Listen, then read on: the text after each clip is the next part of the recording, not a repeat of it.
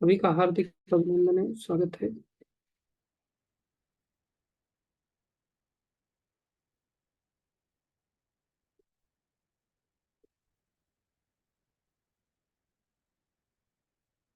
भगवान श्री कृष्ण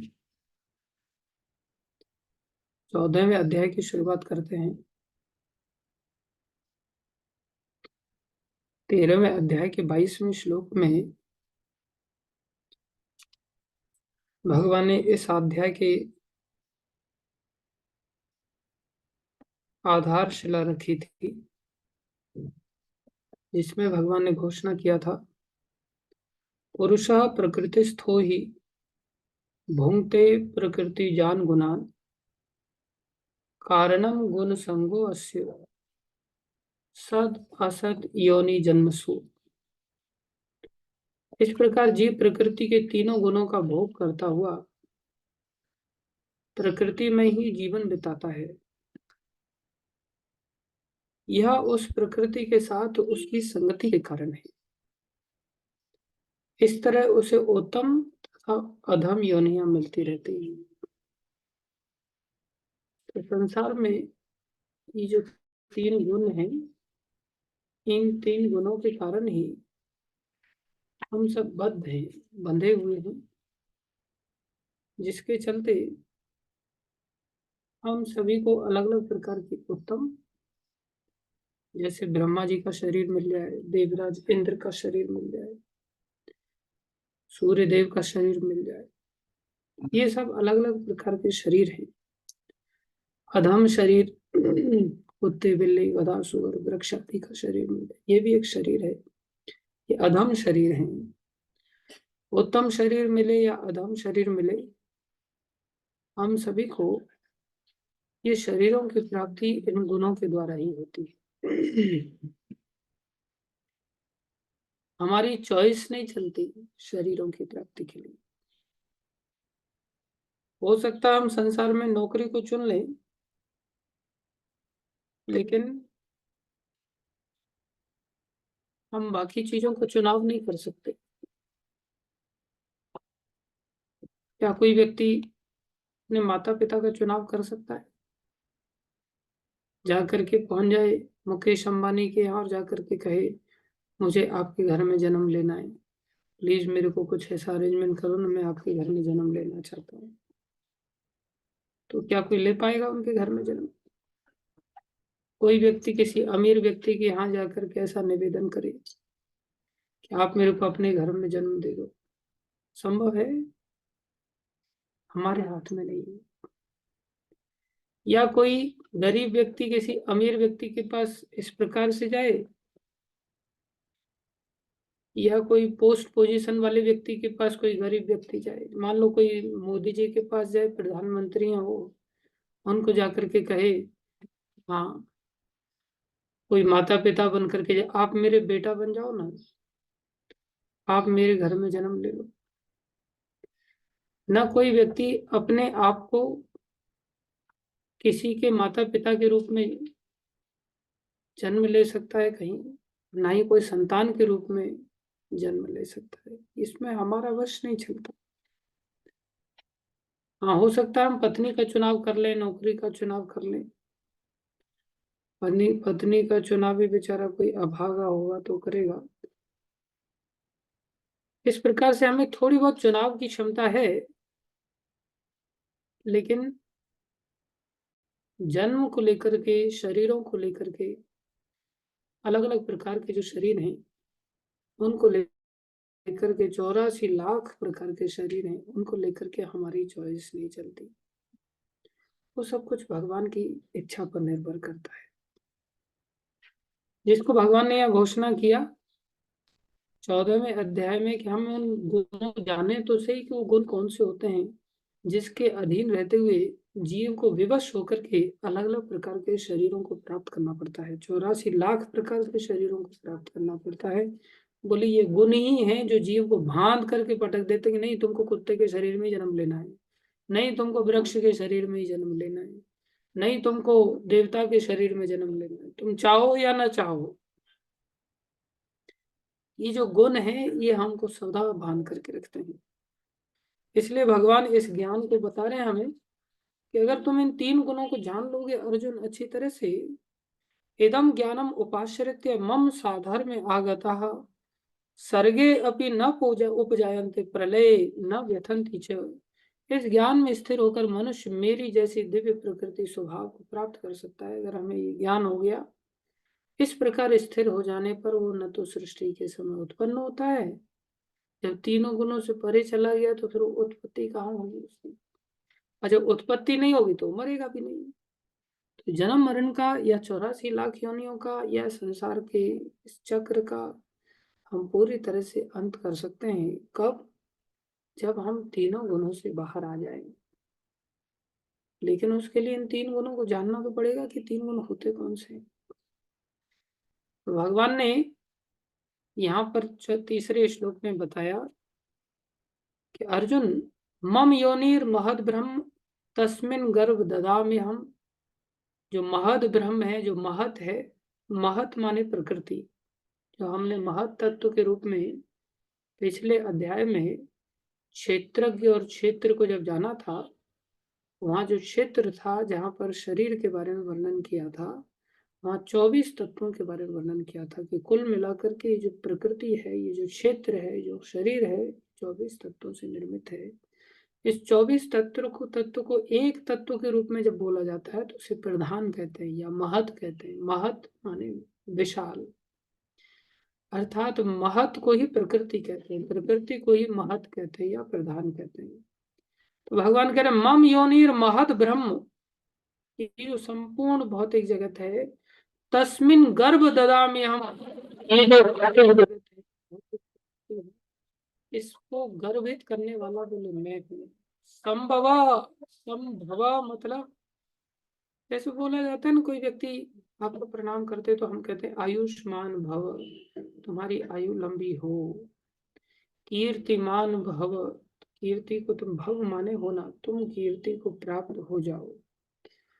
शतपुत्रवती भव, गांधारी को आशीर्वाद दिया था पितामह भीष्म ने, तुम 100 पुत्र वाली बहू बन जाओ।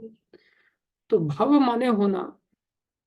तो भगवान क्या कह रहे हैं यहाँ पर? संभव, संभव भव, चारों तरफ से उत्पन्न होना। बोले भगवान कह रहे हैं यहाँ पर जब मैं बीज देता हूँ सर्वभूतानाम, सब जीवों को, ततो भवति भारत, तब ये संसार में जीव आता है, जीव का जन्म संभव हो पाता है। घोषणा किया भगवान ने सर्व योनिषु कौन्तेय मूर्तय संभवती याः।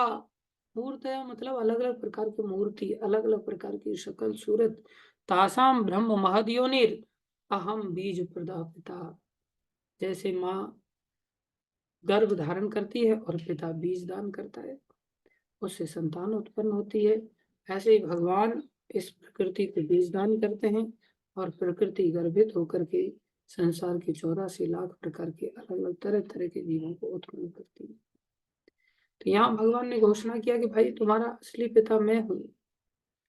कई बार लोग आपस में मंदिर में झगड़ा करते हैं और मंदिर को लेकर के कहते हैं ये तेरे बाप का मंदिर है क्या? तो उस व्यक्ति को बोलना चाहिए हाँ मेरे बाप का मंदिर है, क्योंकि गीता में भगवान यहाँ घोषणा कर रहे हैं हम सबके पिता कौन है? कृष्ण। कृष्ण। प्रभुपाद जी को पूछा गया कि Krishna is your God, Krishna आपके भगवान है। किसी व्यक्ति ने बहस करते हुए, तो प्रभुपाद जी ने कहा कृष्ण आपके भी भगवान, मेरे भगवान नहीं है, कृष्ण आपके भी भगवान। तो हम सबके मूलतः पिता जो है, बीज देने वाले जो पिता हैं, वो संसारी पिता नहीं है। वास्तव में मूल पिता तो हमारे श्री कृष्ण ही है।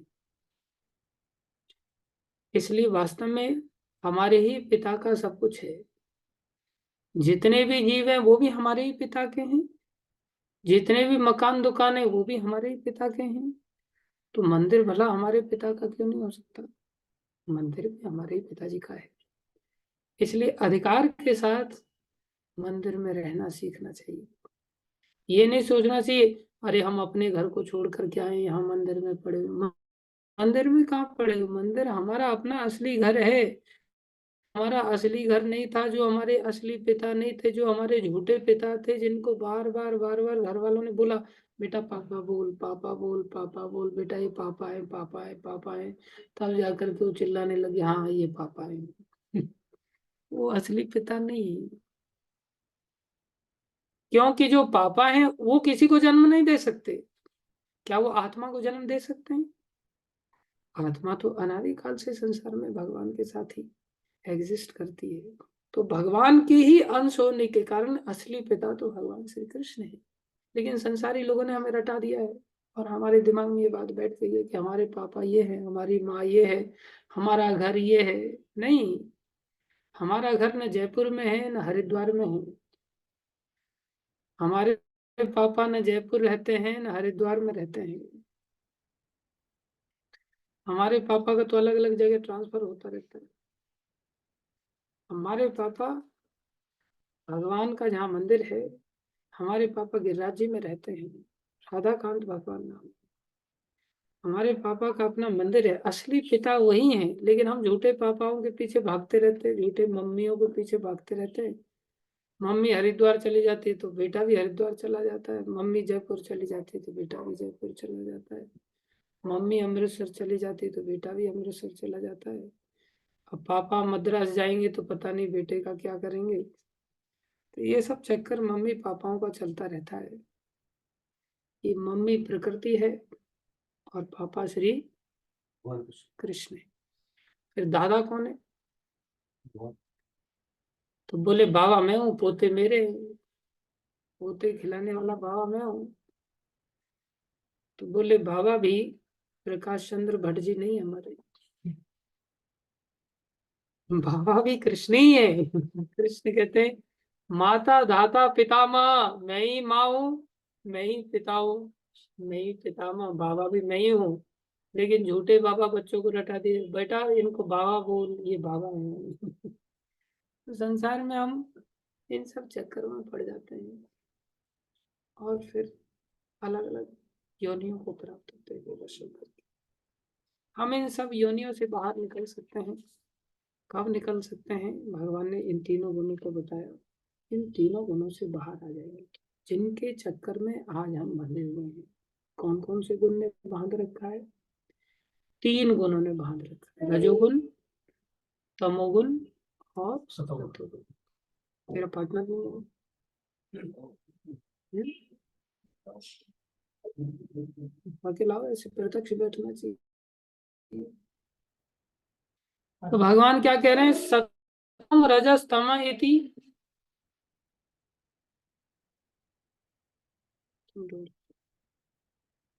तुम ढूंढ के लिखो उसके पार्ट में।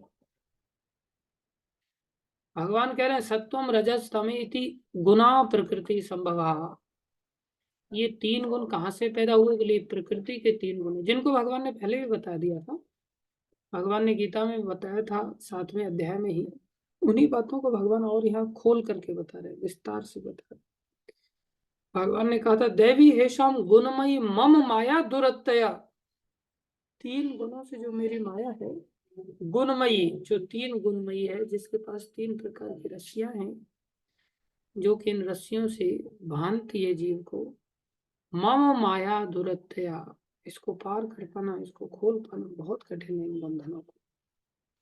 भगवान ने घोषणा किया ये गुण कौन से हैं, ये रस्सी कौन सी हैं, उनको और विस्तार से बताया। सत्वम रजस तम इति, ये तीन गुण है अर्जुन। गुणाः प्रकृति संभवा, ये प्रकृति से पैदा होते हैं और क्या करते हैं? निबध्नन्ति महाबाहो।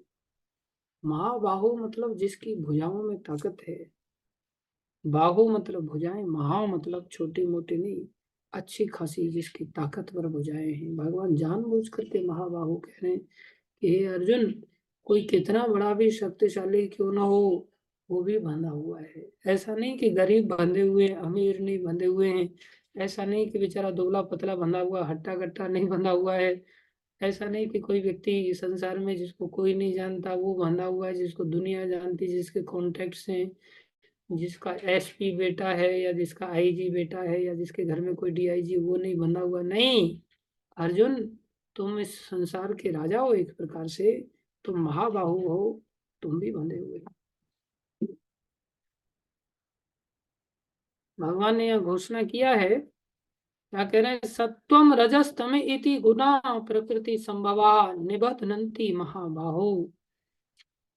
कैसे बंधे हुए हैं, देहे देहिनम अव्ययम, जो अव्यय शरीर है, जो जीव अव्यय है, अर्थात व्यय माने खर्च होने वाला, और अव्यय मतलब जो खर्च नहीं होता। तो जीव कैसा है, हम सब कहते हैं कैसे हैं, बोले नश्वर हैं, बोले नहीं हम शाश्वत हैं। अव्यय है, नश्वर मतलब जो नष्ट हो गया, खर्च हो गया। अव्यय मतलब जो खर्च नहीं होता, जो नष्ट नहीं होता, अर्थात जो देहिन है, अर्थात देहिन मतलब देह के अंदर वाला जो देहिन है वो कैसा है, अव्यय है, अर्थात अविनाशी जीव है। कहाँ बंधा हुआ है, निबध्नन्ति देहे, वो देह में बंधा हुआ। हम सब अलग अलग गुणों से इस शरीर में बंधे हुए हैं। कैसे बंधे हुए हैं, बोले कोई सतोगुण से बंधा है, कोई रजोगुण से बंधा है, कोई तमोगुण से बंधा है। सतोगुण से बंधने वाला कैसा फील करता है, तत्र सत्वम निर्मलत्व प्रकाशकम अनामयम सुख संगेन बध्नाति ज्ञान संगेन चानघ। हे अर्जुन, हे निष्पाप, सतोगुण अन्य गुणों की अपेक्षा अधिक शुद्ध होने के कारण प्रकाशकम, ऐसा है, प्रकाश देने वाला है, अनामयम, और बिना किसी पाप कर्म के है। कैसे फिर व्यक्ति इसमें बनता है, बोले व्यक्ति सुख में बंध जाता है, सुख संगेन बदनाति, और ज्ञान संगेन, बोले ज्ञान की संगति के कारण ऐसा संभव हो पाता है। तो जो जीव ज्ञान की संगति में आ जाते हैं उनका जीवन प्रकाश में हो जाता है, उनका जीवन पाप से रहित हो जाता है, अनामयम हो जाता है, और परिणाम में उनको बांध दिया जाता है, किससे, बोले सुख से बांध दिया जाता है। तो कौन व्यक्ति है जो सुख से बंधना नहीं चाहेगा, हर व्यक्ति सुख से बंधना चाहेगा, लेकिन फिर इसे बंधन क्यों कहा गया है। हम बंध तो जाते हैं, बोले, लेकिन परिणाम, सुख से बंध तो जाते हैं लेकिन परिणाम फिर भी दुखदायक है, क्योंकि बंधन है। ये कैसी विचित्र बात है। बोले फिर कौन से सुख से, फिर इसे सुख से बंधना कैसे कहेंगे, ये तो कुछ समझ नहीं आ रहा है कि बंधन तो दुख कारक होता है, और यहाँ कहा है इसे सुख से बंधना। बोले हाँ, ये सुख से बंधना है। जैसे किसी व्यक्ति के हाथ बांध दिए जाए तो वो सुखी होगा या दुखी होगा, ऐसे देखा जाए तो दुखी होगा।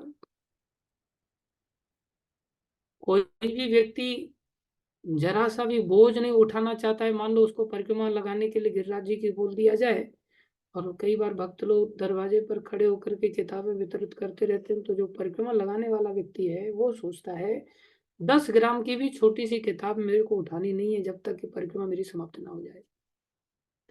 नहीं लेना चाहता, नहीं उठाना चाहता किताब का बोझ। बोले इसे कौन ढोएगा,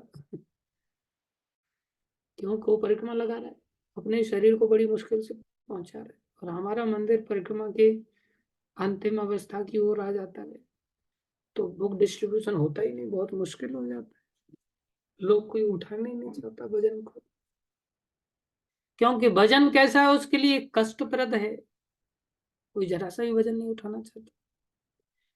लेकिन वहां पर अगर किसी व्यक्ति को 50 ग्राम की पुस्तक उठाना भारी पड़ रहा है, और वहां अगर किसी व्यक्ति को आधा किलो का अगर सोने का गोला दे दिया जाए उसको गले में लटकाने के लिए कि ये सोना है, आप लेंगे इसको, तो कहेगा मैं परिक्रमा पहले पूरी कर लूं, वो कहेगा परिक्रमा को छोड़ो, लगे तो आप इसको पकड़ा दो मेरा।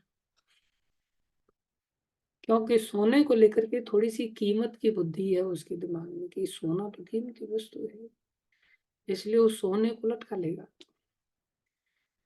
आधा किलो सोना उसको भारी नहीं लगेगा, लेकिन 50 ग्राम की पुस्तक उसको भारी लग रही है, या उसको लोहा भी कीमत का आता है, उसको 50 ग्राम लोहा ही उसके गले में लटका दिया जाए, क्या वो लटकाना पसंद करेगा 50 ग्राम लोहे को? बोले अरे वजन है ये तो, ये क्या लटका दिया आपने, ये तो गर्दन में हालत खराब हो रही है, 50 ग्राम वजन, बोले सर्वाइकल हो जाएगा। और आधा किलो सोना क्या, 1 किलो सोना अगर पहनेगा तो सीना तान के चले, बोले मैं गोल्डन बाबा बन गया। संसार में व्यक्ति इस प्रकार से बंधन को स्वीकार कर लेता है। तो भगवान कह रहे हैं ये सतोगुण भी बंधन है, जिसके चलते तुम्हें उच्च योनियां तो प्राप्त होंगी।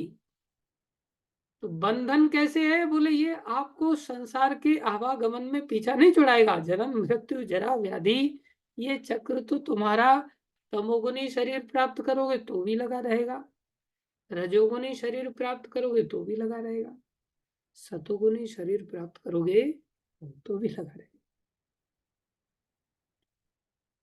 जैसे हम सबके अलग अलग प्रकार के शरीर है ना, हमारा शरीर 5 तत्वों से बना है। स्थूल शरीर है, पृथ्वी, जल, अग्नि, वायु, आकाश।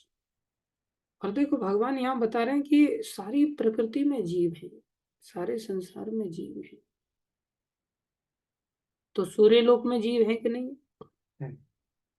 सूर्य लोक में जीवन संभव है कि नहीं है? चंद्रलोक में जीवन संभव है कि नहीं? मंगल पे जीवन संभव है कि नहीं? और ये बात गीता में भगवान ने घोषणा कर दिया, प्रभुपाद जी ने बता दिया। और साइंटिस्ट लोग क्या कर रहे हैं, खोज कर रहे हैं चंद्रमा पर जीवन संभव है या नहीं। कितने पैसे खर्च हो जाते उसमें, अरबों रुपए खर्च कर रहे हैं सिर्फ एक बात को जानने के लिए कि चंद्रमा पर जीवन संभव है या है। जीवन संभव है वहां भी, लेकिन उसके लिए सतोगुनी शरीर चाहिए। अब वैसे देखो हमारे दिमाग काम नहीं करता, भगवान ने तो घोषणा कर दिया सब जगह सब जीवन है, कोई ऐसा क्षेत्र नहीं जहां जीवन संभव, लेकिन 3 प्रकार के गुणों के आधार पर शरीर प्राप्त होते हैं वहां पर। हम क्या सोच, आग में कैसे कोई जिंदा है? अरे आग क्या व्यक्ति को जला देगी? क्या कहना है तेरा? जला भी सकती है। मतलब खोपड़ी में ये बात घुसाई नहीं कि गीता में भगवान ने कहा था कि नैनम दहती पावकाः। हाँ, अब कह रहा है शरीर जल रहा है। पहले कह रहा था जला भी सकती है। दिमाग में बात बैठी नहीं कि भाई हम जीव हैं, और जीव को तो आग जला ही नहीं सकती। और जब आग जला नहीं सकती तो फिर सूर्य लोक पर कैसे जीवन संभव नहीं हो सकता? सूर्य लोक की अग्नि कैसे चल, लेकिन संसार में किसी व्यक्ति को ये जानकारी है? कोई व्यक्ति सोच सकता है दिमाग में सूर्य पर जीवन संभव है? कोई व्यक्ति सोच सकता है चंद्रमा पर जीवन संभव है, इतना ठंडा है? संसारी दृष्टि से हम नहीं पता कर सकते। बोले सूर्य लोक पर भी जीवन संभव है, जिसमें शरीर अलग है, दिव्य शरीर है। यहाँ हमारा शरीर कैसा है? बोले हमारा शरीर इतना सतोगुनी नहीं है। हमारा शरीर कैसा है? बोले यहाँ पर हमारे शरीर में तमोगुण की प्रधानता अधिक है। तमोगुण की ओर जाएंगे उतना ही स्थूल हो जाएगा, सतोगुण की ओर जाएंगे उतना ही सूक्ष्म हो जाएगा।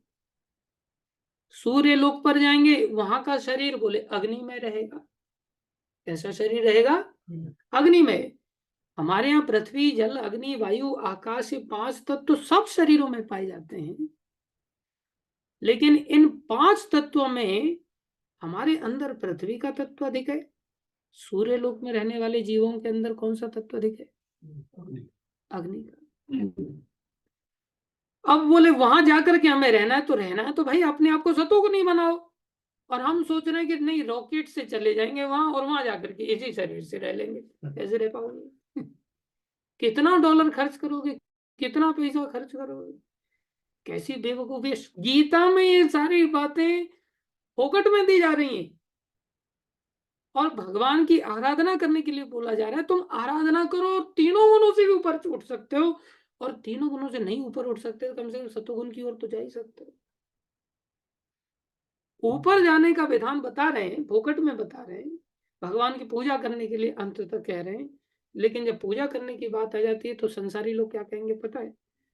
भगवान पैसा खर्च हो रहा फालतू में, मंदिर का निर्माण क्यों कर रहे हो, इसमें फालतू में पैसा खर्च हो रहा है। और कोई ये प्रश्न नहीं करता कि तुम चंद्रलोक पे क्यों जा रहे हो,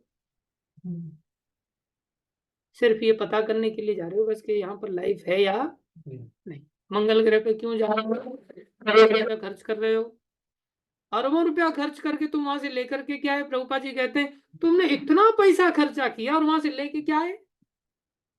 थोड़ी सी मिट्टी, वो भी गारंटी नहीं कि मिट्टी वहीं से आई है, लेके क्या है? थोड़ी सी मिट्टी। जैसे ये मोबाइल है, ये मोबाइल को कोई व्यक्ति खरीदे तो बोले कितने में खरीद के लाए? बोले 50 करोड़ में।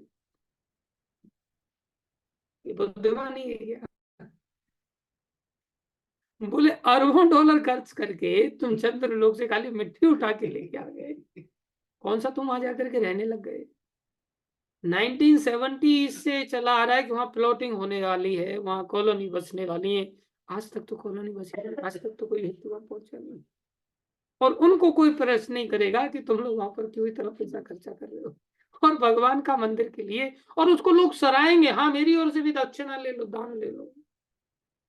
और मंदिर निर्माण के लिए जिससे कि वास्तव में व्यक्ति फॉरेवर अगर रहना चाहे तो चंद्रलोक पर जा सकता है, वो चाहे तो सूर्य लोक में जा सकता, वहां तो आपका रॉकेट भी नहीं जा सकता, जल करके राख हो जाएगा, लेकिन वहां जीव जा सकता है आराधना के बल से।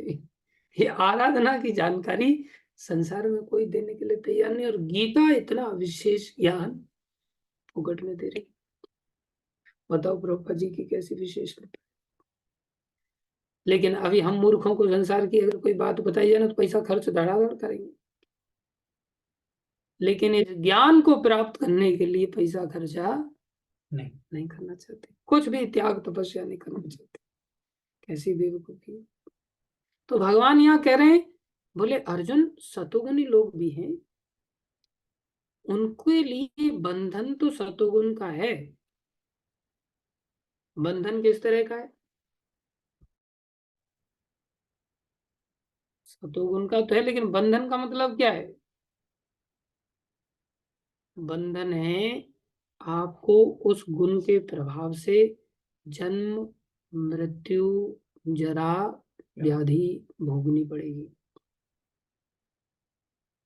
चाहे आपने सूर्य लोक के अंतर्गत सूक्ष्म शरीर को क्यों न प्राप्त किया हो, अग्निमय शरीर क्यों न प्राप्त किया हो, और सतोगुण बढ़ा लिया आपने तो हो सकता है ब्रह्मा का शरीर प्राप्त कर लिया हो।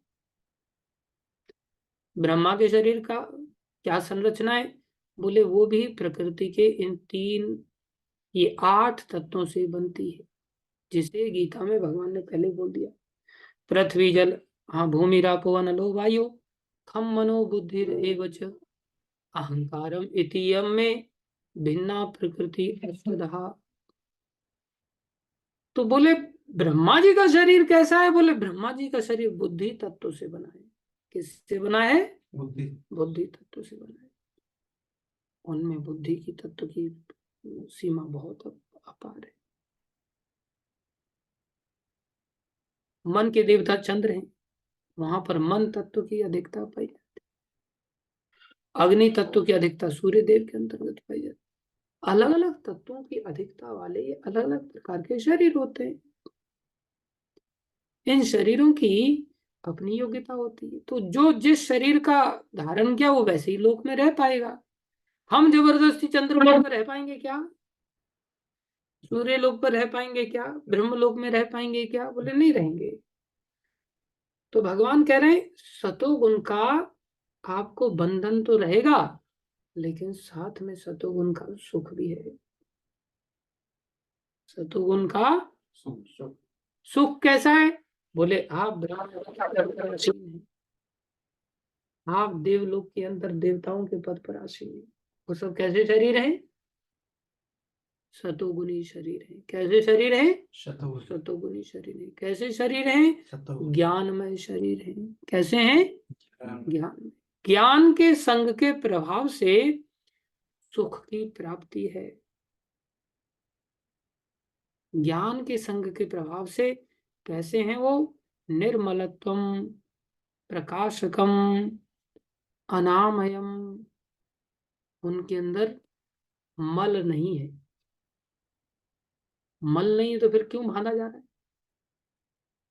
बोले मल तो है, लेकिन जितनी गंदगी तमोगुनी व्यक्ति के अंतर्गत है, उतनी गंदगी वहां नहीं। निर्मलत्व, गुणातीत अवस्था तो अलग अवस्था है, गुणों से परे अवस्था तो अलग अवस्था है, जिसे निर्गुण अवस्था कहते हैं। निर्गुण अवस्था अलग है, जहां बिल्कुल भी मल नहीं। समझ रहे हो? तो भगवान कह रहे हैं यहाँ पर, जो सतोगुनी व्यक्ति प्रार्थना कैसी होती है? ज्ञान की संगति से, ज्ञान की संगति से तीन प्रकार की उसकी स्थिति बन जाती है। पहली निर्मलत्व, दूसरी प्रकाशकम, तीसरी अनामयम। अर्थात भौतिक जगत में शुद्धतम होने के कारण निर्मलत्व भौतिक जगत के कंपैरिजन में शुद्ध होती है, निर्मलत्व है। प्रकाशकम, चारों तरफ चीजें दिखाई दे रही हैं, अंधेरा नहीं है। अनामयम,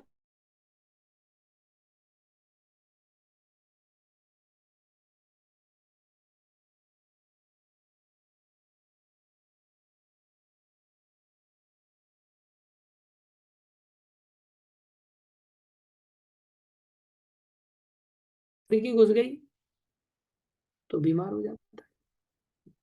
देवलोक में इस प्रकार की बीमारियां नहीं है। सुख संगे, लंबी आयु है, लंबा जीवन है, सुखमय जीवन है, विशाल जीवन है, नंदन कानन आदि से युक्त जीवन है, गंदगी नहीं है, चारों तरफ स्वच्छता है, साफ सफाई है, बड़ा सुंदर वातावरण है। वहां के विमानों में भी पॉल्यूशन नहीं होता, बड़े अद्भुत विमान है।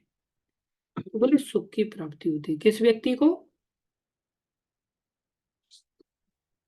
जो सतोगुनी व्यक्ति की पहचान क्या है? उसके पास ज्ञान होगा। ज्ञान का परिणाम क्या होगा? निर्मलता होगी। जैसे होते हैं ना, कोई व्यक्ति का ये बड़ा निर्मल आदमी है, निर्मल आदमी मतलब भगवान का भक्त थोड़ी बन गया अभी, लेकिन निर्मलता दिखाई दे रही है किसी के अंदर, मतलब छल कपट नहीं है, एक अलग प्रकार की निर्मलता। समझ रहे हो? इसका मतलब उसके अंदर कौन सा गुण है? तो कैसे आता है ये? ज्ञान संगीन। इसमें व्यक्ति क्या करता है? अनामयम, पाप कर्म नहीं करने जाएगा। पाप मतलब जो भगवान से दूर जाने वाला काम नहीं करेगा वो। प्रकाशकम, दूसरों को शिक्षा देगा, समझाएगा। तो सुख और ज्ञान के भाव से बन जाते हैं, लेकिन ये बंध नहीं हुए। दूसरा है रजो रागात्मकम विद्धि। और रजोगुनी व्यक्ति कैसे बन जाता है? रजोगुण कैसे बांधता है? रागात्मक, राग मतलब अटैचमेंट, राग मतलब अटैचमेंट। विद्धि तृष्णा संग समुद्भवम तद निबध्नन्ति कौन्ते कर्म संगेन देहिनम। हे कुंती पुत्र, रजोगुण की उत्पत्ति असीम आकांक्षाओं तथा तृष्णा से होती है। सतोगुण की उत्पत्ति कहां से हो रही थी? ज्ञान से। और रजोगुण की उत्पत्ति कहां से हो रही है? आकांक्षाओं से, कामनाओं से, अटैचमेंट ने तो बांधा उसको। अटैचमेंट से तो वो बन गया, लेकिन उत्पत्ति कहां से हुई? कामनाओं से, तृष्णाओं से। बोले रजोगुण की उत्पत्ति असीम आकांक्षाओं तथा तृष्णाओं से होती है। इसी कारण से यह देहधारी जीव सकाम कर्मों से बन जाता है। इच्छा करता है, इच्छा करके क्या करता है? कार्य करता है, कार्य करता है, उसका परिणाम उसको आकर के घेर लेता है, कर्म के बंधन से बनता चला जाता है। यहाँ कर्म का बंधन उसको झेलना पड़ता है। जैसे हम सब कर्म के मारे हुए जीव, हमें जो शरीर प्राप्त हुए हैं किसी कर्म के कारण हुए हैं, और कर्म के कारण वो प्रकार का गुण विकसित हो गया है, और उस गुण के द्वारा हम पीछे जाते हैं। तो हमारे अंदर जब इच्छाएं उत्पन्न होती हैं अधिक मात्रा में, तो जब हम इच्छाओं के पीछे भागते हैं तो समझ लो हमारे अंदर कौन सा गुण है, जो हमारे अंदर अगर ज्ञान की अनुशीलन की जिज्ञासा है तो हम किस गुण के अंतर्गत हैं, सत्वगुण। तीसरा, तमस तू अज्ञानजम विद्धि। तमह माने अंधकार, तमह माने तमोगुण, तू माने लेकिन। तमह तू अज्ञानजम विद्धि। अर्जुन, ये तमोगुण कहाँ से पैदा होता है? बोले अज्ञानजम। ये कहाँ से पैदा होता है? अज्ञान से। सतोगुण कहाँ से पैदा हो रहा था? ज्ञान से। और तमोगुण कहाँ से पैदा हो रहा है? अज्ञान से। तो उल्टा हो गया क्या? नहीं, बिल्कुल। बोले इससे क्या हो रहा है? मोहनम सर्वदेह नाम, सबको मोह उत्पन्न हो जाएगा। और देखो वहां प्रकाश था, ज्ञान से क्या आया था? सतोगुण में प्रकाश। अब यहाँ क्या है? अंधेरा। अंधेरे में फिर आदमी भ्रमित होगा कि नहीं? चल रहा है सामने पेड़ कटा हुआ है, लेकिन अंधेरे में भूत दिखाई देगा, तो वो क्या उत्पन्न हो गया उसके अंदर? मोह उत्पन्न, डर पैदा हो जाएगा। अब उसके अंदर डर लगेगा, सामने भूत खड़ा है, बोले इतनी देर में पीछे से गाड़ी आएगी, लाइट से दिखाई दे, अरे ये तो पेड़ कटा हुआ है। प्रकाश आया तब डर गया, अन्यथा वो डर में आगे बढ़ रहा था क्या? नहीं बढ़ पाएगा। तो तमोगुणी व्यक्ति का लक्षण क्या है? अज्ञान। तमोगुण कहां से पैदा होता है? अज्ञान से। अज्ञानी व्यक्ति का लक्षण क्या है? भ्रमित रहेगा। कैसा रहेगा? भ्रमित रहेगा। समझ रहे हो? और उसके लक्षण फिर कैसे होंगे? बोले ज्ञान के बिल्कुल उल्टे हो जाएंगे। कैसे हो जाएंगे? सबसे पहला गुण आएगा प्रमाद। सबसे पहला गुण आएगा उसके अंदर प्रमाद। कहां से आया? तमोगुण से। प्रमाद किसको कहते हैं? नहीं, तीन गुण बताए, प्रमाद, आलस्य, निद्रा, तमोगुणी व्यक्ति के। प्रमाद किसको कहते हैं? तीन गुण होते तो फिर तो एक ही कहते हैं ना, आलस्य कोई प्रमाद कहते हैं? नहीं। जैसे ज्ञान में सतोगुण का उल्टा है ना ये, तो ज्ञान में जो व्यक्ति कार्य कर रहा था वो कौन से कार्य थे? सतोगुणी थे। सतोगुण उत्पन्न हो गया। सतोगुणी कार्य कौन कौन से थे? तीन प्रकार के। कौन कौन से? निर्मलत्वम, प्रकाशकम, अनामयम। निर्मलत्वम, प्रकाशकम, अनामयम। तो वहां तो उसको प्रकाश दिखाई दे रहा है, तो मोहित होगा क्या? नहीं, मोह से परे प्रकाश। और तमोगुणी व्यक्ति कैसा है? तमोमयम, अंधकारमयम। तो उल्टा चलेगा ना। तो वहां क्या था? बोले व्यक्ति को बोला जाए कि भाई तू अंडा खा ले, और सतोगुण कहां से पैदा हुआ? ज्ञान से। तो अनामयम था, उसको पता है ये तो पाप है, तो वो कार्य कर पाएगा क्या? अंडा खा सकता है? नहीं खाएगा। अर्थात ज्ञान के द्वारा जो उसको बोला जाएगा वो कभी भी उस कार्य को नहीं करेगा, जो पापमय हो। जो कैसा हो? पापमय हो। दूसरी ओर अर्थात वहां भी कुछ करने के लिए कहा जा रहा है और कुछ नहीं करने के लिए कहा जा रहा है। समझ रहे हो? वहां कुछ करने के लिए कहा जाएगा और कुछ मना किया जाएगा। तो सतोगुणी व्यक्ति को ज्ञान के द्वारा जब ये पता चलेगा कि मुझे चार प्रकार के कार्य नहीं करने चाहिए। कौन कौन से चार प्रकार के कार्य हैं? मांस, मछली, अंडा, लहसुन, प्याज आदि नहीं खाना चाहिए।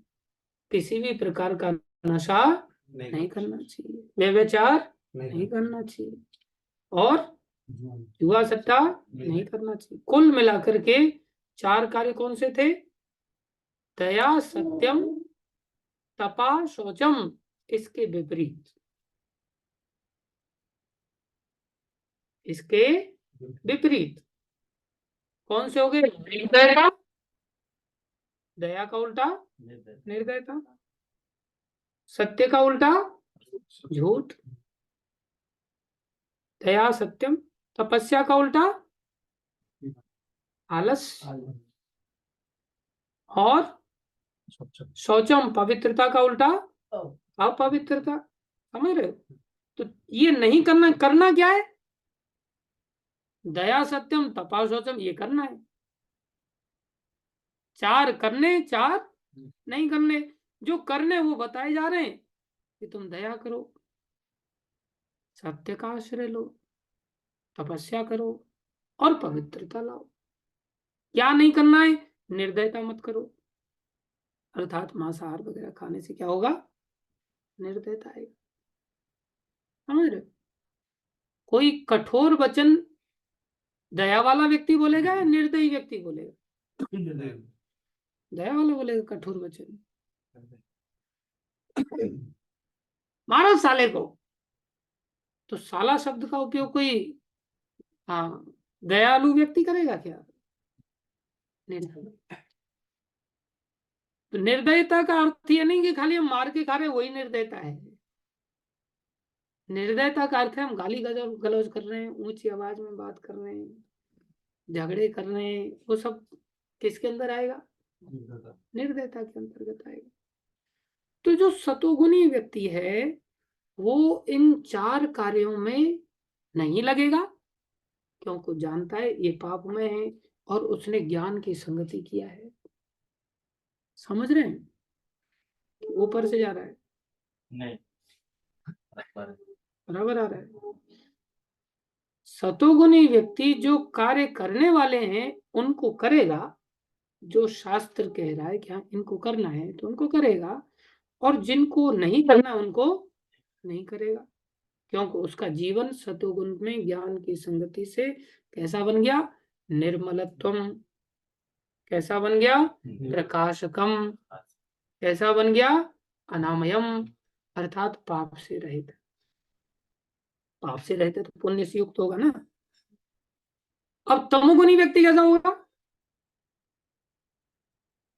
उल्टा चलेगा,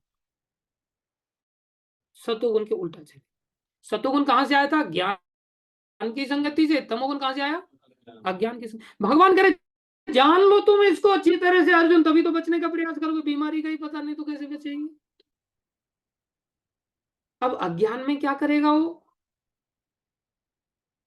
बोले उल्टा चलेगा, मतलब जो कार्य शास्त्र करने के लिए कहेगा वो नहीं करेगा, जिसको करने के लिए कहा जाएगा ना ये करो, नहीं करेगा। और उसको कहा जाए ये मत करो, वो करेगा, पक्का करेगा वो। इसको कहते हैं प्रमाद। इसको क्या कहते हैं? प्रमाद। बिल्कुल उल्टा चलेगा। उसको बोला जाए ना मांस मत खाओ, अंडा मत खाओ, लहसुन मत, प्याज मत खाओ, अंदर से उसको बोले इतनी प्रबलता रहेगी ना, सिखा भी देगा ना तो भी जाएगा, करेगा ही करेगा। अच्छे कार्यों को वो करने के लिए बिल्कुल डूब जाएगा, बैठ जाएगा, जुआ टेक। अब गाड़ी नहीं खींचेगी मेरे से। प्रमाद का अर्थ क्या है? किसी करणीय कार्य में उसको अगर लगाया जाए तो उसको आलस्य आ जाएगा। क्या आ जाएगा? आलस्य। जैसे बोला है ना कथा सुनो, हाँ,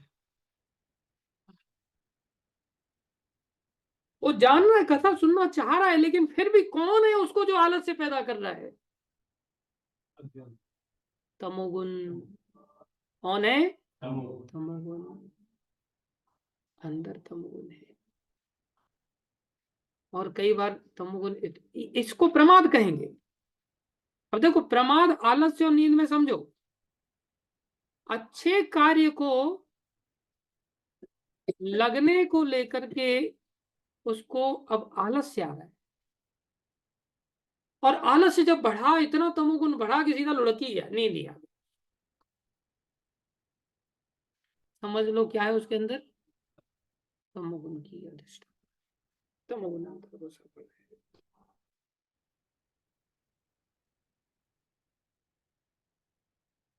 और रजोगुण क्या करेगा? जाके सुने, नहीं, रजोगुणी व्यक्ति को आलस्य निद्रा तो नहीं घेरेगा, मन नहीं लगेगा, लेकिन इच्छाएं, रजोगुण की प्रधानता क्या थी? इच्छाएं। तुरंत मोबाइल उठाएगा, कथा चल रही है, मोबाइल उठाएगा, किसका मैसेज आ गया, अरे यार वहां जाना था, अरे यार उसका कॉल आने वाला था, अरे यार पैसा उसका दे नहीं पाए, क्या करेगा यार, उसका मैसेज आएगा, कहाँ मुलाकात करेंगे, अरे यार ये कब तक लंबी क्लास खींचेंगे, आज तो खीर पूड़ी खाने का मन कर रहा था, खीर बनाते, अरे यार पकौड़े बनाने थे, पकौड़े बन नहीं पा रहे हैं, अरे यार मेरे को नानी के जाना था, बस छूट जाएगी। ऐसे दिमाग में हजार चीजें उसकी, कभी एक इच्छा आएगी, कभी दूसरी इच्छा, कभी तीसरी इच्छा, कभी चौथी इच्छा, हॉन्टिंग करेगी उसको इच्छा।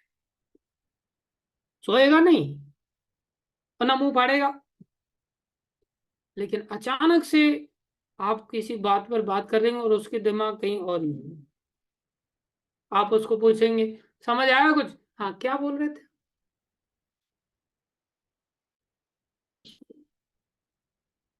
ऐसा होता है कि नहीं? बोले उसके अंदर ये कहाँ से आया? रजोगुण के कारण। क्या? रजोगुण के कारण। तो कोई व्यक्ति आलस्य को प्राप्त हो रहा है, क्या भक्त लोग, सतोगुनी व्यक्ति सोएगा नहीं? सोएगा। क्या वो उसको मुंह नहीं फाड़ेगा? वो भी मुंह फाड़ेगा, सतोगुनी व्यक्ति भी सोएगा, अपना जमाई भी लेगा, लेकिन सतोगुनी और तमोगुनी में अंतर क्या है? बोले वो उस कार्य में सोएगा जिसको कहा जा रहा था करने के लिए। कहा जा रहा था मंगल आरती करो, उस समय क्या करेगा वो? होगा ही नहीं उससे। जैसे तैसे लाके बिठा दोगे तो ऐसा लगे इससे अच्छा ये नहीं आता तो बढ़िया था कम से कम। शादी में कूदने के लिए बोल, देखो क्या रात भर डांस करेगा डीजे पर, और मंगल आरती में आधा घंटे में बोले पैर टूट गए, कमर टूट गई, ये हो गया वो हो गया, नहीं होगा उससे, बहुत कठिन हो जाएगा। और वहां कोई परवाह नहीं, वो टूट करके घुटना कहीं दूसरी जगह ही चला जाए ना पैर, तो भी उसको पता नहीं चलेगा कि टूट के चला गया। देखो कितने सारे ऐसे लोग हैं जो शादियों में डांस करते करते करते करते उनकी हार्ट बीट इतनी बढ़ जाती है, वो बेचारे बैठ जाते हैं और बैठते ही लुढ़क गए, हार्ट अटैक आ गया उनको, इतना उनको सेंसलेस हो गया, नाचने में इतने अंदर घुस गए, मर गए। लेकिन क्या कोई मंगल आरती में मरते हुए देखा है? डांस करते करते कोई नहीं मरता, क्योंकि अंदर क्या भरा पड़ा है? तमोगुण, जो कई बार छल कर आता है, निर्मलता नहीं, कपट दिखाता है। कपट में क्या करेगा आदमी? ऊपर ऊपर से ऐसे हाथ हिलाएगा बस, नीचे पैर वैसे के वैसे ही है, कीर्तन में डांस ऊपर ऊपर चढ़ा, कौन हाथ हिलवा रहा है? हमको लग रहा है भगवान मिल जाएंगे, हमको कैसे मिल जाएंगे? असत योनियां मिलेंगी, सत योनियां मिलेंगी, संघर्ष करना ही पड़ेगा, कोई उपाय नहीं है।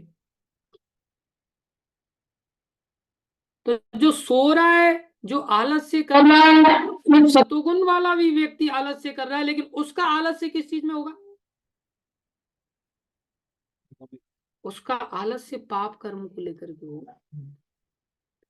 उसके सामने आप मूवी चला दोगे, वो मुंह फाड़ने लग जाएगा, हाँ यार ये कहाँ मैं फंस गया करके, विभीषण जी की तरह। वो उस चीज में मुंह फाड़ेगा। उसको वहां नींद आ जाएगी, यार क्या टाइम पास कर रहे हैं फालतू में, एक के बाद एक वीडियो, एक के बाद एक वीडियो, एक के बाद एक वीडियो, लाइन लगी हुई है, ये सब तमोगुनी क्रिया, इसमें है क्या, इसमें कोई ज्ञान का मीनिंग है क्या, इसमें से कुछ हमें मिलेगा क्या? उसको वहां नींद आ जाएगी। समझ रहे हो? और प्रमादी व्यक्ति किसको कहा, लेकिन फिर भी उसको प्रमादी नहीं कहा। लेकिन जो तमोगुनी व्यक्ति है, जो उस ज्ञान के विपरीत कार्य में लगा हुआ है, अर्थात जो कार्य करने के लिए कहा जाएगा वो नहीं करेगा। दूसरा, उसके विपरीत अगर कोई कार्य, दारू पीने का कार्य होगा तो रात को 12 बजे चल पिएगा, तो क्यों करके पिएगा, लेकिन आप पैक लाने दो, पूरा ऑन लाओ, पूरा एकदम से सब नींद भी गायब हो जाएगी उसकी,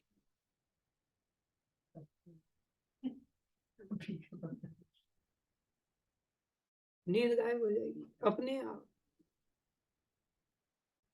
ऐसी विचित्र बात है। अर्थात पाप कर्म में वो कूद कूद के जाएगा। पाप कर्म में कैसे जाएगा? कूद कूद के जाएगा। फिर ये नहीं कि मैं दिन भर सोया नहीं, पता आपको, 3 दिन तक भी ना सोए तो भी कूद के जाएगा, कोई बहाना नहीं चल मारेगा। वो क्या है? प्रमाद।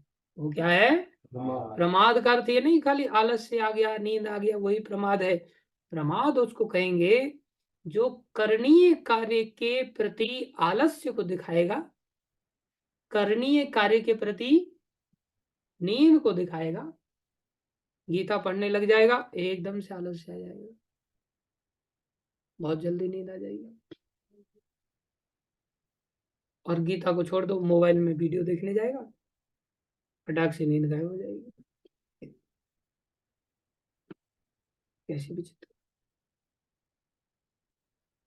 तो जो व्यक्ति करणीय कार्य को प्रति ठंडा पड़ रहा है, शास्त्र कह रहा था ये कार्य करो, लेकिन उस कार्य को लेकर के वो ठंडा हो गया, समझ लो उसके अंदर प्रमाद आ गया। और अकरणीय कार्य को, जो करने योग्य कार्य नहीं था, उसमें उत्साह को प्राप्त होता है, समझ लो फिर भी प्रमाद आ गया। तो प्रमाद का अर्थ ये नहीं है कि शांत बैठना, या प्रमाद का अर्थ ये नहीं है कि उछल कूद करना, कार्य करना, नहीं। प्रमाद का अर्थ क्या है? करणीय कार्य के विपरीत अगर उत्साह प्राप्त हो रहा है तो बोले वो प्रमाद है।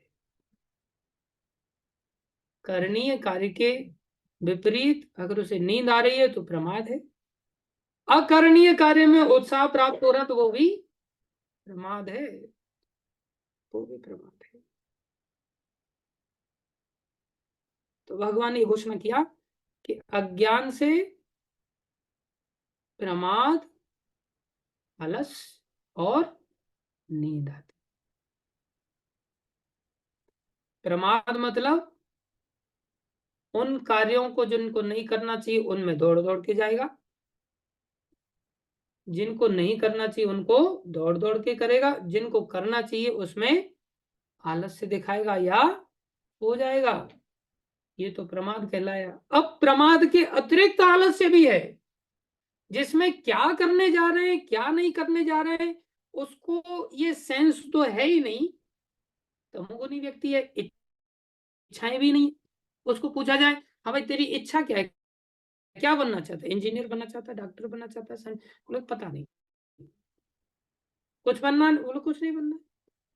कुछ सोचा, बोलो सोचा ही नहीं कुछ। मतलब कौन है वो? तमोगुनी। इच्छा ही नहीं है, तो इच्छा ही नहीं है तो फिर कार्य किसके लिए करेगा?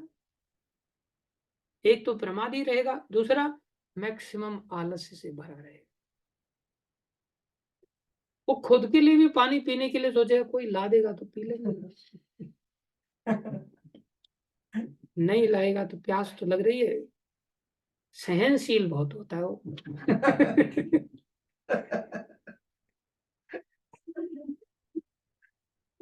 और देखेगा अरे यार, पानी ऊपर तो मिल नहीं रहा है, नीचे मिलेगा। जब सहन सीमा सारी खत्म हो जाती है, नीचे कौन जाए? फिर दूसरे के कमरे पानी है क्या तेरे पास? बोले नहीं। वो कभी अपनी बोतल नहीं संभाल के रख सकता, कभी नहीं संभालेगा। सही बात है कि नहीं? संग्रही नहीं है। 10 बोतल बदल चुका और उसको बोलेगा, भाषण क्या देगा, मैं संग्रही नहीं हूँ। तमोगुनी व्यक्ति एकदम उल्टा चलता, उल्टे भाषण देगा वो, जस्टिफाई करेगा मैं संग्रही नहीं हूँ। और ऐसा प्रमादी, ऐसा आलसी व्यक्ति, प्यास खूब लगी है और उसको पता है कि मेरे को पानी पीना, तो ताड़ेगा किसकी बोतल में पानी है, किसकी बोतल में पानी है। और दूसरे को अच्छा ये सो रहा है, धीरे से उठाएगा, ढक्कन खोलेगा, पूरा पानी गटक जाएगा, ढक्कन धीरे से बंद करेगा, रख देगा वहीं। पूछा जाएगा मेरा पानी किसने पिया? बोलेगा मेरे को क्या पता, तूने पिया? बिल्कुल नहीं। झूठ तो एकदम फटाक से बोल देगा, पाप में जीवन है ना उसका। सतोगुनी का अनामयम था, इसका तो अनामयम होगा नहीं, इसका तो पाप में, तो इसको कोई परवाही नहीं होगी झूठ बोलने से। फटाक, मैंने तो नहीं पिया, ये पता नहीं किसने पिया, रख देगा चुपचाप बोल। और जब ये देख लेगा ना, ये तो पीते हुए ढक्कन खोला और सामने वाला जाग गया, तो क्या कहेगा उसको, बस एक घूंट, एक घूंट, ज्यादा नहीं पी रहा हूँ, एक घूंट पीऊंगा, बस ज्यादा नहीं पीऊंगा। उसको अगर कोई व्यक्ति सोचे कि यार मैं भी उठ करके सुबह पानी पीऊंगा, मेरी बोतल रखी है और वो ढूंढ रहा है, और वो जग गया देखते ही, तो पहले तो बड़ा दुखी हो जाएगा, अरे यार इसको अभी जगना था, पानी पी लेता तब जगता तो अच्छा रहता है। लेकिन वो घूमेगा, फिर एक घूंट पानी मिलेगा, वो कहेगा एक घूंट पानी मिलेगा, मना कर दोगे ना, आप कैसे भक्त हैं, प्यासे को पानी पिलाया नहीं, तो गंगा नहाने से क्या फायदा, आपका माला जप करने से क्या फायदा। तमोगुनी जो पहचान, कपड़ा उतारेगा रात को, सोचेगा कल ऐसे कैसे, मतलब गही को भी उसको खोलना नहीं चाहता, बिल्कुल वैसे के वैसे ही बोल, ऐसे कैसे लटका लूंगा, बस बांध लूंगा।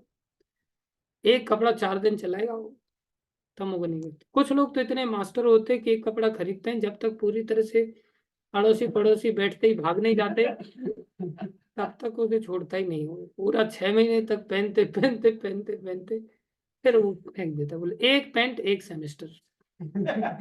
ऐसे ऐसे लड़के बोले एक पैंट एक सेमेस्टर के लिए खरीद के लाते, कभी धोने ने, प्रभु जी पानी देखो महाराष्ट्र में कितना कम है, आप पानी को बर्बाद करते हैं, फालतू में धो धो करते। ये नहीं कहेगा मैं तमोगुनी हूँ, तो कहेगा मैं पानी का बचाव कर रहा हूँ। उनको एक स्वेटर आप सर्दी में लाके दो, दूसरी सर्दी तक गायब, तो धुलेगा तो नहीं, वो गंदा हो चुका होगा, बदबू आ रही होगी उसमें। दूसरे सीजन में नया स्वेटर ढूंढेगा, वो नया दान में मिल जाए, मेरे को कहीं से नई जर्सी मिल जाए, पहले वाली कहाँ चली, बोले वो तो खराब हो गई थी, बदबू आ रही थी, बोले अरे बदबू आ रही, धोना था ना, धोएगा नहीं उसको कभी। ये जीव की दशा है। भगवान कह रहे हैं ये तीनों गुण तुम्हें प्रभावित करेंगे। हम सभी बंधे हुए हैं, ना चाहते हुए भी बंधे हुए हैं। बोले उपाय क्या है? उपाय है हम भक्ति करें भगवान की। क्या करें? भक्ति। भक्ति करने से क्या होगा? तमोगुण से धीरे धीरे रजोगुण में आएंगे, रजोगुण से धीरे धीरे सतोगुण में आएंगे, और सतोगुण से फिर धीरे धीरे पार होकर के शुद्ध सत्व में आएंगे, अर्थात गुणातीत बन जाएंगे। जैसे ही गुणातीत बनेंगे, आवागमन का चक्र खत्म हो जाएगा। लेकिन कैसे होगा? अभ्यास करने से। कैसे होगा? अभ्यास। आगे भगवान और भी बात बता रहे। अर्जुन देखो कैसी विचित्र बात बता रहे हैं। 10वां श्लोक आज हम थोड़ा सा ले रहे हैं। भगवान कह रहे रजस तमश्चाभिभूयं सत्वं भवति भारत, रजस सत्वं तमश्चैव तमः सत्वं रजस तथा। भगवान कह रहे हैं क्या किसी व्यक्ति के अंदर सतोगुण है, किसी के अंदर रजोगुण है, किसी के अंदर तमोगुण है, तो हम किसी भी व्यक्ति को एनालाइज कैसे करते, बोलिए सतोगुणी है, जिसके अंदर जैसे लक्षण दिखाई देते हैं ये रजोगुणी है और ये तमोगुणी है। तो इनकी गति क्या है, बोले इनकी अलग अलग गति है। अधो गच्छन्ति तामसा, नीचे की योनियों में, असत योनियों में, नीचे के शरीरों में तामसी लोग जाते हैं। मध्य तिष्ठन्ति राजसा, बीच में रजोगुणी रहते हैं। ऊर्ध्व गच्छन्ति सत्वस्था, ऊपर के शरीरों में सतोगुणी जाते हैं। जघन्य गुण वृत्तिस्था, अधो गच्छन्ति तामसा, जो जघन्य कर्म करते हैं, पाप कर्म करते हैं, प्रमाद से युक्त होकर के काम करते हैं, नीचे की योनियों में जाते हैं। तो ये अलग अलग योनियों की प्राप्ति इन गुणों से होती है। और हम देखते हैं कि हाँ ये सतोगुणी है, रजोगुणी तम, लेकिन कई कई बार ऐसा देखा जाता है कि सतोगुणी व्यक्ति जो दिखाई दे रहा था वो भी तमोगुणी कार्य करते देखा जाता है। तमोगुणी जो घोर दिखाई दे रहा था उसके कार्य कई बार रजोगुणी देखे जाते हैं। रजोगुणी जो व्यक्ति दिखाई दे रहा है वो कई बार सतोगुणी कार्य करते हुए भी देखा जाए। अब देखते हैं ना, इसको मंगल आरती में आता है ना, तो क्या मान लोगे सतोगुणी व्यक्ति है, मान सकते हो?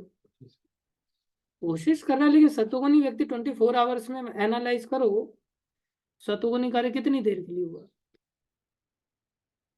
बहुत थोड़ी देर के लिए। तो भगवान कह रहे अर्जुन, तीनों के तीनों गुण हर व्यक्ति में पाए जाते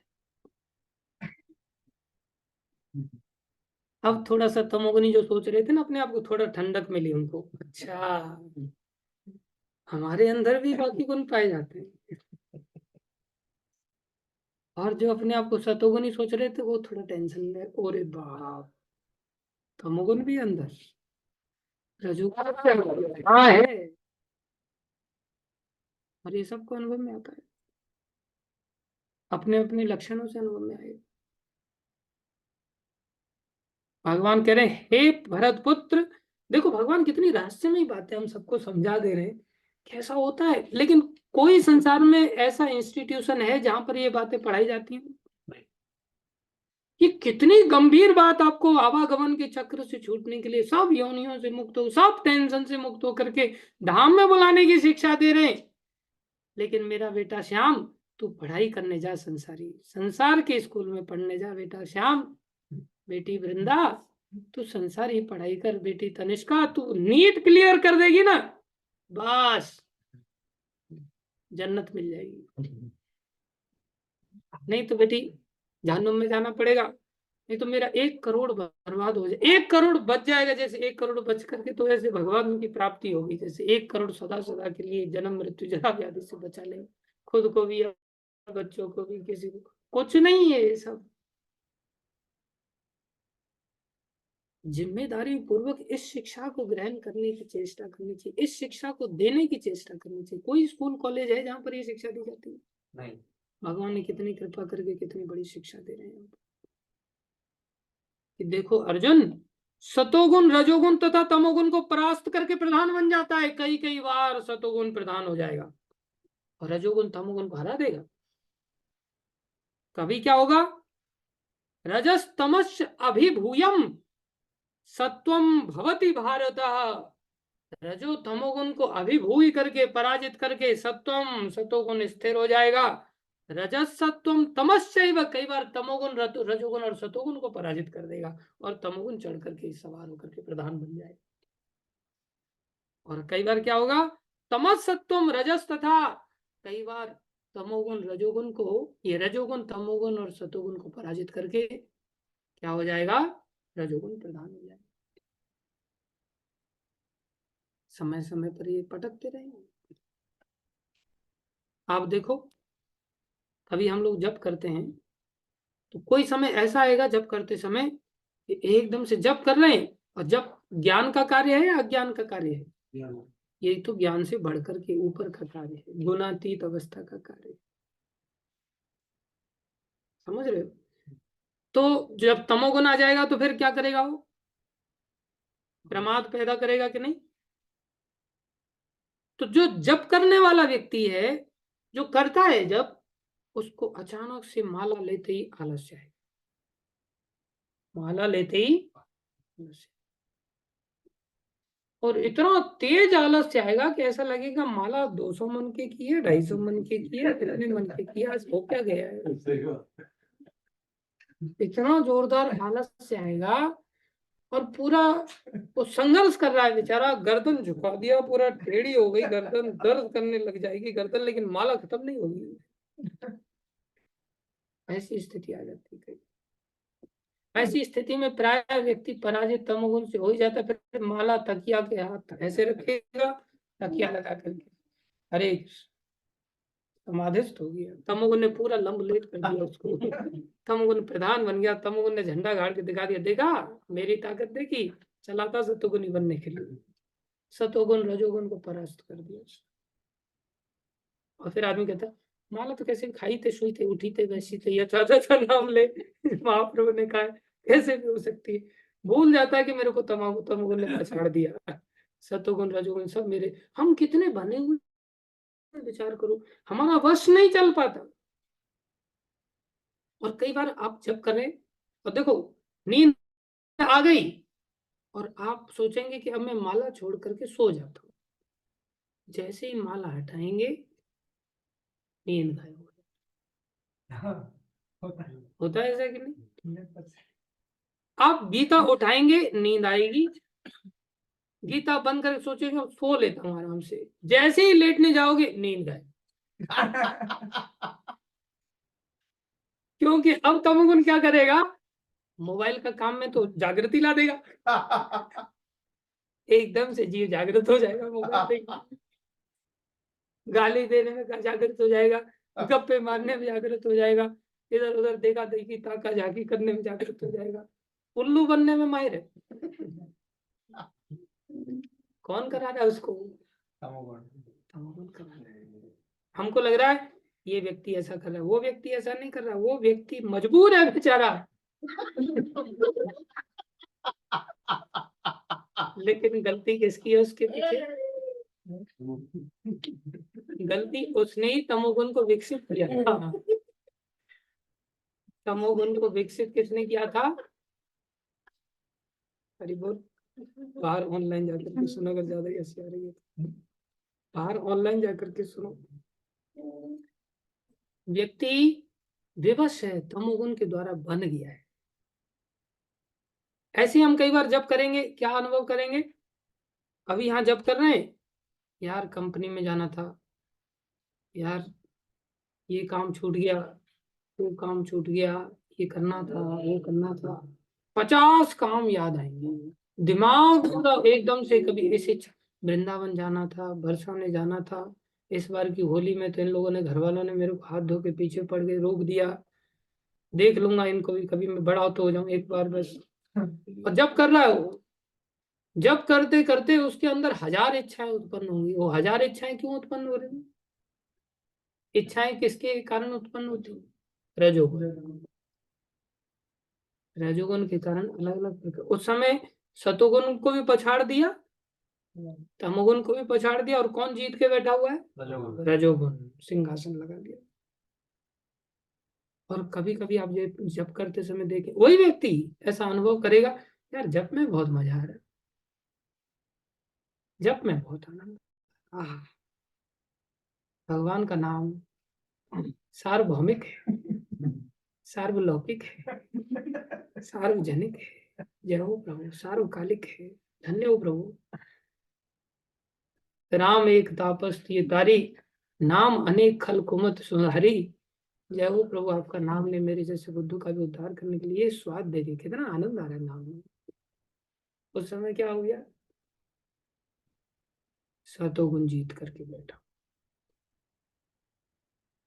प्रभुपाद जी तात्पर्य में लिखते हैं, यह प्रतियोगिता निरंतर चलती रहती है तीनों गुणों की, जो हम प्रकृति के अधीन हैं, बंधे हुए हैं। कभी सतोगुण ऊपर आएगा, कभी रजोगुण ऊपर आएगा, कभी तमोगुण ऊपर। रोजमर्रा की जिंदगी में ऐसा हुआ, कभी सतोगुण जब आ जाएगा ना, और किसी ने हमें गाली दी हो, किसी ने कहा सुअर, हाँ यार मैं न जाने कितने जन्मों से सुअर बना हूं, ठीक कह रहा है, अब इस बार मुझे आशीर्वाद दे दो तुम, जिससे मैं बच जाऊं, ऐसी बुद्धि आ जाएगी। पलट के जवाब नहीं दिया। क्या जागृत हो गया है? सतोगुण। क्या जागृत हो गया है? सतोगुण। इधर पकौड़े तले जा रहे हैं और इधर ये नाम जपता रहेगा। नहीं यार, छोड़ो यार, पकौड़े खाने आए थे हम यहाँ संसार। पकौड़े तल रहे हैं, इधर खुशबू आ रही है, समोसे की खुशबू आ रही है, जलेबी की खुशबू आ रही है, लेकिन वो वैराग्य प्रधान हो जाएगा सतोगुण के कारण। आहा, नहीं, अभी तो भोग ही नहीं लगा, इसका कैसे खा सकता हूँ? पाप कर्म हो जाएगा ना। अनामयम जीवन होता है, बोले बिना भोग लगे बिल्कुल देखूंगा भी नहीं। हरे कृष्ण हरे कृष्ण कृष्ण, आंख बंद करके जप करे। और जब रजोगुण प्रधान हो जाएगा ना, प्रभु जी तो यहाँ है नहीं, और ये पकौड़ा तला तलते तलते नीचे गिर गया था वैसे भी, इसका तो भोग लग नहीं सकता, चलो इसको तो खा लेता हूँ, पटाख से खा लेगा। इच्छा इतनी प्रबल हो जाती है, कोई देख भी नहीं रहा है, और भोग तो शुद्ध वस्तु का लगता है, नीचे गिर गया था वैसे, थोड़ी मिट्टी लग गई है, झाड़ पहुंच करके उसको और अगर खुद ही बना रहा है तो तल तल के खा लेगा, बोले सुबह तो भोग लगाई दिया था। सुबह भी पकौड़े बने थे, अभी भी पकौड़े बन रहे, दोपहर में ठाकुर जी ने सुबह खा लिए, अब दोपहर में उठने के लिए कौन प्रयास करे भगवान को, उस समय रजोगुण प्रदान हो गया, भूल गया। फिर ओम विष्णु भी भारी पड़ जाता है बोलना, सीधा बोले पानी इतना टपक रहा है जीभ से, बोले डालो और जल्दी से पानी को निगलने में सहयोग में लाओ, इतना खतरनाक हो जाता है। और कई बार तमोगुण जब हावी हो जाता है ना, तब ऐसी स्थिति में कोई गाली गलौज कुछ नहीं हो रहा है, केवल दूसरा व्यक्ति पकौड़ा ले लिया और हमें नहीं मिला, हाँ, कम से कम 1 महीने तक तो याद आएगी, यही था, मेरे हिस्से का खा गया। मायापुर में हम लोग यात्रा लेकर के गए थे, तो वहाँ गुलाब जामुन बांटा जा रहा था, और हमारे मधुसूदन प्रभु बैठे हुए थे। तो प्रेमी भक्त लोग होते हैं ना, तो एक आध व्यक्ति को आदमी ज्यादा दे देता है, प्यार वाला व्यक्ति होता है तो उसको ज्यादा देता है। बांटते बांटते एक दो लोगों को 3 3 4 4 गुलाब जामुन दे दिए, और इधर मधुसूदन प्रभु तक पहुंचते पहुंचते खत्म हो गए। अब खत्म हो गए, जानबूझ के तो खत्म नहीं किया उसने, खत्म हो गए बेचारे मधुसूदन प्रभु इतने टेंस हो गए। ये मैनेजमेंट है, ये सिखाया है, ऐसे बांटना होता है। अरे पहले सबको बांट देते, फिर क्या करें, सबको बांट, जबकि सबको तो मिल गया है, केवल एक ही व्यक्ति बचा है, लेकिन उसमें भी सबको बांट देते। शिक्षा में सबको बोला जा रहा है, सबको बांट देते, बाद में किसी को देना है ज्यादा दे देते। लेकिन देखो भक्त लोग कैसी कैसी शिक्षा लेकर के, मैनेजमेंट कौन कर रहा है, सचिनंदन प्रभु।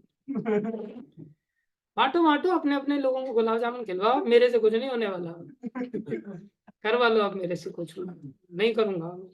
गुलाब जामुन पूरा यात्रा में वही गुलाब जामुन सेशन चला। इतना खतरनाक हो जाता है, दिमाग में से बात जाती नहीं आसानी से। फिर मैंने नाम उनका ले लिया, क्योंकि हम भक्त लोगों ने ले लिया था, लेकिन इन सब में हमारा भी अपना अपना व्यक्तिगत रोल होता है, हम सब भी इस प्रकार से पराजित कर दिए जाते हैं गुणों की तरफ। तो प्रभुपाद जी कह रहे हैं, अतएव जो कृष्ण भावनामृत में वास्तव में उन्नति करने का इच्छुक है, उसे इन तीनों गुणों को लांघना पड़ता है।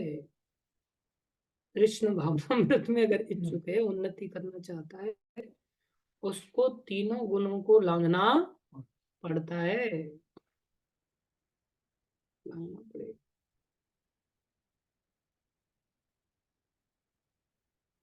समझ रहे हो?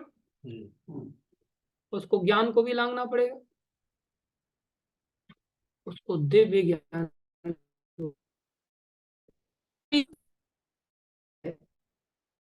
तो,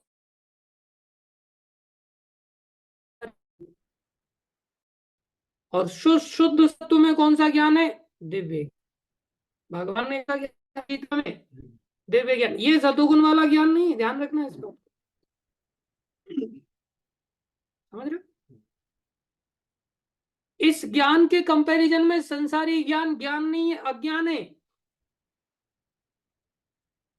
और वो परिणाम में किस में लगाता है? बोले भोगों में लगाता है।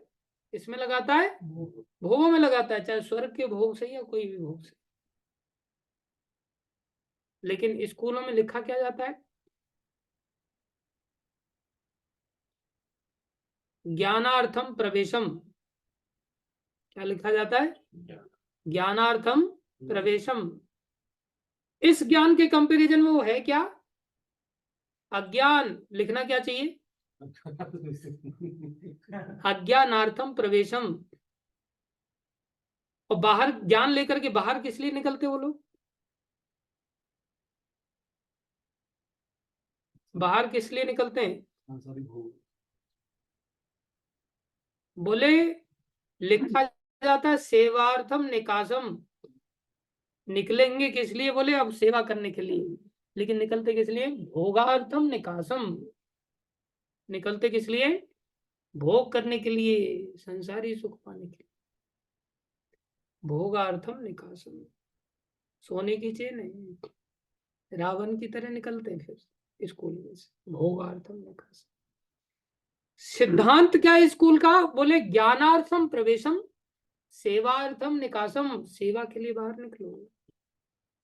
कौन सा ज्ञान है वो? बोले ये भगवत गीता का ज्ञान है।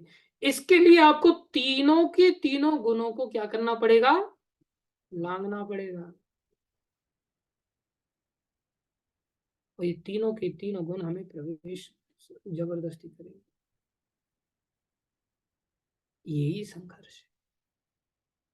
और जब हम कृष्ण भावनामृत का अभ्यास करेंगे करेंगे अच्छी तरह से, तू तमोगुण आ लेकिन मैं नहीं छोड़ूंगा, रजोगुण आ लेकिन मेरे को करना यही है, सतोगुण आ मेरे को बार बार संसार के प्रलोभन आएंगे, संसारी सुख आएंगे, संसारी ज्ञान है, नहीं मेरे को यही करना है। उस स्थिति में जब व्यक्ति भक्ति का अभ्यास करेगा, मन को बार बार भक्तों के सानिध्य में वश में लाने की चेष्टा करेगा, संघर्ष करेगा। यही संघर्ष है। शुरुआत में ज्यादा संघर्ष होता है, आगे चल चल करके धीरे धीरे धीरे धीरे तमोगुण रजोगुण और सतोगुण हमें ज्यादा प्रभावित नहीं करेगा। ये सब धीरे धीरे होगा, सालों लग जाते हैं, खिड़की बजाने से नहीं होगा। पहले माता पिता की बुद्धि थोड़ी ठीक हो जाए, फिर बेटा श्याम की बुद्धि भी ठीक होगी, फिर बाकी बच्चों की भी बुद्धि ठीक होगी। ये ज्ञान को सीखना है, समझना है और जीवन को सफल बनाना है। Thank you very much. क्षमा चाहते हैं, आज बहुत ज्यादा समय हो गया। भगवान की वाणी भगवत गीता की जय, श्रील प्रभुपाद की जय, श्री गुरु महाराज की जय, अनंत कोटि वैष्णव वृंद की जय, भक्तों की जय। हरे कृष्णा।